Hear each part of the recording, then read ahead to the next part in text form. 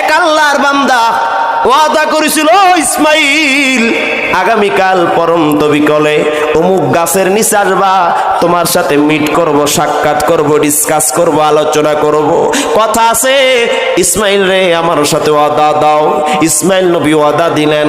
আগামীকাল পরবেলা, পরের দিন বিকালবেলা, পরন্ত বিকালে ইসমাইল পয়গম্বর চলে গিয়েছেন সেই গাছের নিচে। লোকটা আসে নাই। পরের দিন আবার গিয়েছেন, লোকটা আসে নাই।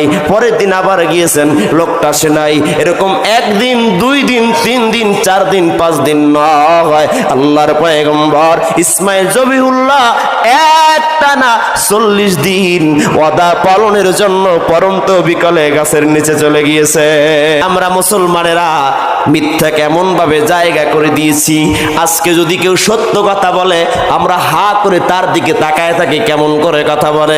কারণ যে যত মিথ্যা কথা সাজায় বলতে পারে, এই জাতির জন্য সে যত ফেমাস হয়, তারাই জাতির আইডল হয়। সমাজের মানুষ তাদের কথাগুলো সাক্ষ্য হিসেবে মেনে নেয়, আছে না না?